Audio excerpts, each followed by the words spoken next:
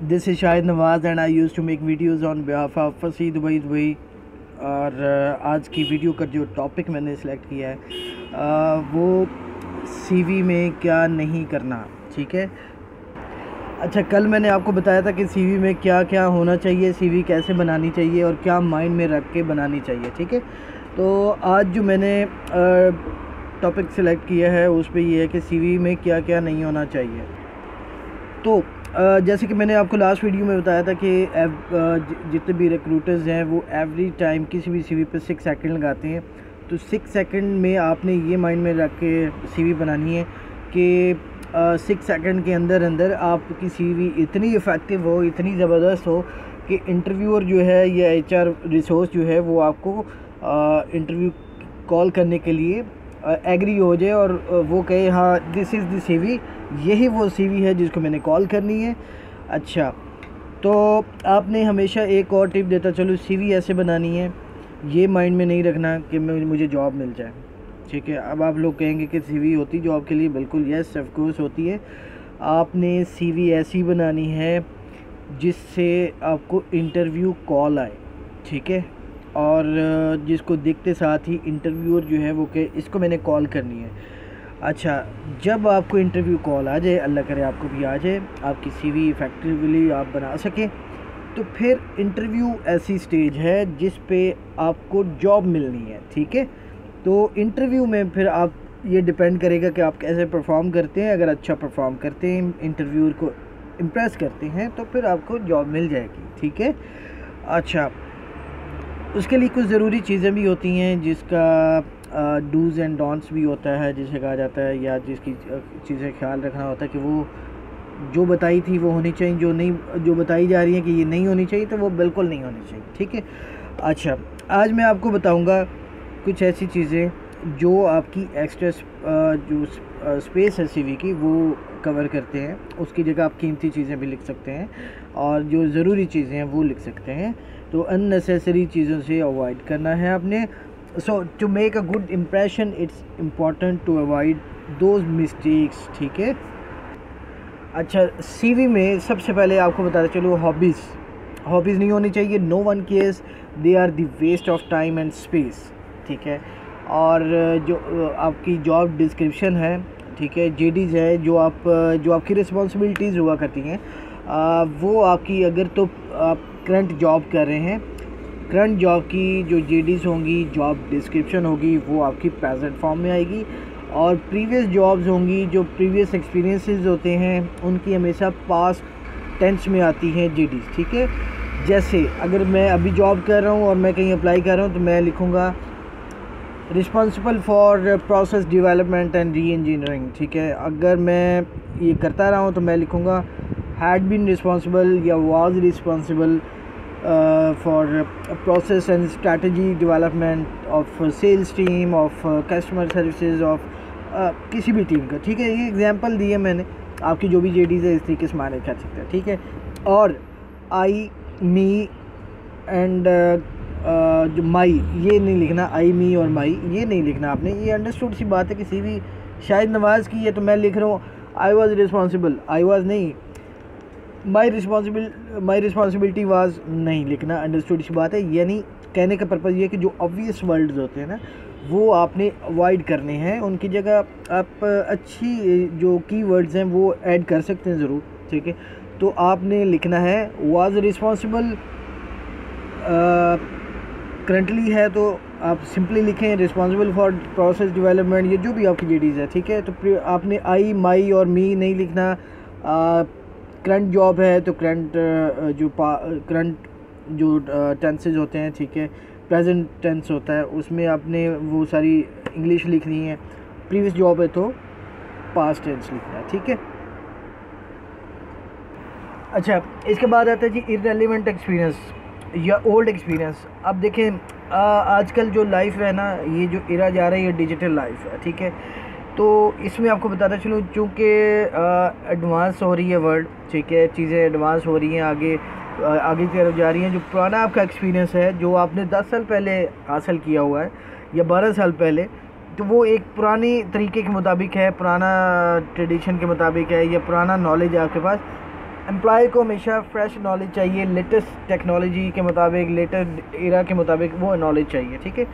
जो ऐसा एक्सपीरियंस आप समझते हैं कि जो पिछले 5-6 सालों में, 7 सालों में जो लेटेस्ट किस्म का है, या ऐसी जॉब जिससे जो इरेलेवेंट है, लाइक आप कस्टमर सर्विसेज के लिए अप्लाई करें और आपने एडमिन का एक्सपीरियंस लिख दिया जो कि आपने 8 साल पहले हासिल किया था, तो वो आपको लिखने की ज़रूरत नहीं, क्योंकि एम्प्लॉयज़ को उसके साथ कोई कंसर्न नहीं है, ठीक है जी। ये चीज़ें हैं जो आपको सीवी जो है इफेक्टिव बनाती हैं। और इसके अलावा जो इमेजेस हैं आपकी सीवी पे लगते हैं, या आप कोई भी कैरियर पोर्टल पे अपनी वो प्रोफाइल क्रिएट करते हैं या रजिस्टर करते हैं, ठीक है, ये आपकी ईमेल पे होता है, तो वो आपकी प्रोफेशनल, मैंने आपको लास्ट वीडियो में बताया था कि बिल्कुल प्रॉपर पैंट कोट ग्रे या ब्लैक में हो, वाइट शर्ट ब्लू शर्ट हो, यानी कोई फंकी या पार्टी वेयर ना हो, टाई भी, आपकी ड्रेसिंग भी बैकग्राउंड ब्लैक या वाइट हो, ठीक है। इस तरीके से आप वो सीवी में लगा के भेजें ताकि आपकी जो प्रोफेशनलिज्म है वो दिखे, आपकी सीवी में भी दिखे, ठीक है। इसके अलावा जो आपकी अक्सर जो मेरी रिक्रूटर से बात होती रहती है, डिस्कशन होती है, वो ये होता है कि कुछ चीज़ें ऐसी हैं जिससे आपके चांसेस कम हो जाते हैं। लाइक आपकी ईमेल आईडी, जिस ईमेल आईडी से भेज रहे हैं वो आपकी अपनी होनी चाहिए, आपके नाम पे होनी चाहिए, प्रॉपर नाम पे होनी चाहिए। लाइक मेरा है तो मेरी शाहिद नवाज़ के नाम से होनी चाहिए, आगे व्हाटएवर जीमेल है, हॉटमेल है, याहू है, जो भी है, आपकी सीवी में आपका नाम होना चाहिए, ठीक है। ये नहीं होना चाहिए बबलू 135, बबलू 339 या 41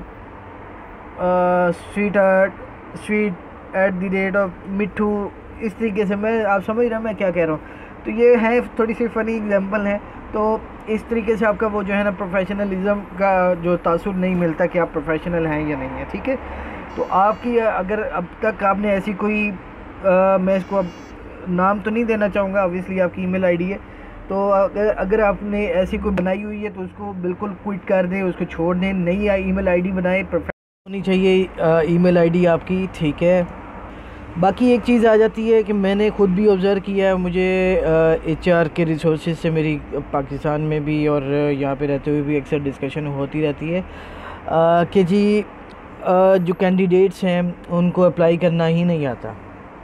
तो मैं बड़ा हैरान होता हूँ, और जब मैं ख़ुद देख रहा होता हूँ कि लिटरली मैं नाम लिए बगैर मैं आपको बताता चलूँ, बड़े लेवल की पोजीशंस पे मैंने देखा है। लाइक अगर एक कैरियर पोर्टल है लिंक्डइन, ठीक है, उस पे पोजीशंस अनाउंस होती हैं, तो मैंने काफ़ी लोगों को देखा है कि वो पूरी प्रोफाइल ही नहीं पढ़ते, पूरी डिटेल ही नहीं पढ़ते, जॉब डिस्क्रिप्शन, और नीचे लिख देते हैं जी अप्लाइड, इंटरेस्टेड, ठीक है।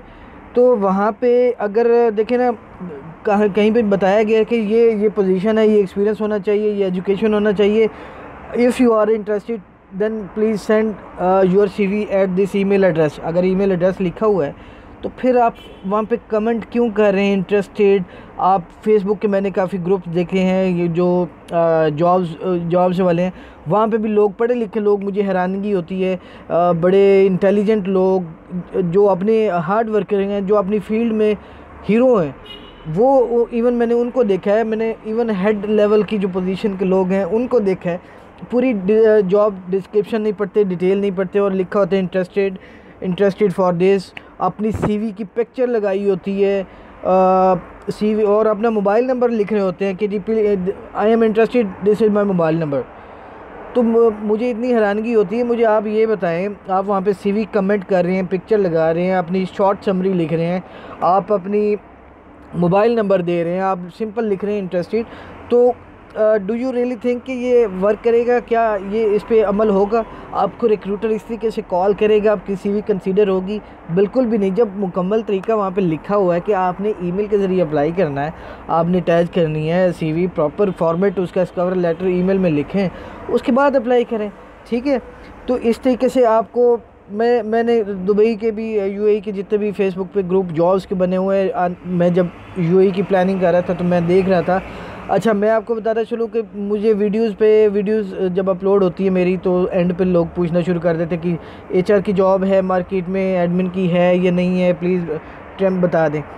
तो मेरी उनसे रिक्वेस्ट ये है कि जनाब, हम लोगों ने, मेरी टीम ने, फसी दुबई की असमा शेख, फसी खान और जितने भी बाकी टीम मेंबर्स हैं उन्होंने काफ़ी दफ़ा बारहा ये बताया है कि डूबीजेल एक वेबसाइट है, Indeed.ae वेबसाइट है, इसके अलावा गूगल करें और भी वहाँ पे आप खुद ट्रेंड देखें ताकि आप कल को किसी को ज़िम्मेदार न ठहरा सकें कि जी जॉब तो यहाँ पे है नहीं और आपने कहा था आ जाओ, या आपने कहा था बड़ी जॉब्स हैं। ये जॉब्स मैं भी कहता हूँ जॉब्स हैं, लेकिन मैं ये नहीं कहता हूँ कि आप आ जाएं। आप खुद पहले ट्रेंड देखें, आप अपना एनालिसिस करें, वेबसाइट देखें, जॉब क्या रेशो है लैंड हो रही है, किस किस्म की हो रही है, क्या डिमांड चीज़ें की जा रही हैं। अगर तो आप उन पे पूरा उतरते हैं और तो फिर आप बिल्कुल अप्लाई करें, फिर आप बिल्कुल विज़िट करें। वो आपकी अपनी चॉइस है, जो आपने यहाँ पे आना है वो आपकी अपनी चॉइस है। जब आप यहाँ पे आ जाएंगे, हमारी सपोर्ट, हमारी वीडियोस, हमारी डेडिकेशन, जो हमारी छोटी सी कोशिश है, बेसिकली हमारी तो खिदमत खल्क है, फ़ी सबीलिल्लाह है, ठीक है। ये हमारा पैशन है बिल्कुल जॉब सीकर्स की हेल्प करने के लिए। हम आपको बिल्कुल नहीं कहेंगे कि आप आ जाएं, आपकी अपनी सिचुएशन है, जैसे मैंने लास्ट वीडियोज़ में कहा था, वो आपकी अपने ऊपर डिपेंड करता है आपने आना है या नहीं आना, ठीक है। तो वेबसाइट्स हैं डिफरेंट, वहाँ से ट्रेंड देखें, एनालिसिस अपना खुद क्रिएट करें, रिस्क एनालिसिस करें, रिस्क कैलकुलेट करें। ये सारी कम्पिटिटिव एडवांटेजेस हैं, ये सब कुछ जो है ना वो आप कैलकुलेट करके फिर आप विज़िट करें, ठीक है। जब आप विज़िट करने का प्लान कर लेंगे, कोई इन्फॉर्मेशन पूछनी है, कैसे रहना है, कहाँ जाना है, कैसे जाना है और किस तरीके से सर्च करनी है, मेरी आइंदा आने वाली वीडियोस मज़ीद इस पर डिटेल्स में बात होगी। इंटरव्यू कैसे देना है, इंटरव्यू में अपीयर कैसे होना, तो ये चीज़ें हैं। तो प्लीज़ इनको ज़रा फोकस कीजिए और ज़रा इसकी ख्याल ज़रूर कीजिएगा। और मज़ीद आपसे गुजारिश ये है कि अगर आपका कोई फ़ीडबैक है, कोई डिस्कशन है जो आप चाहते हैं कि फंसी दुबई की जो टीम है वो आपकी लिए वीडियो बनाए या डिस्कशन उस पर करे, तो बिल्कुल हमें कमेंट कीजिए, हमें फ़ीडबैक दीजिएगा FasiDubai@gmail.com पे।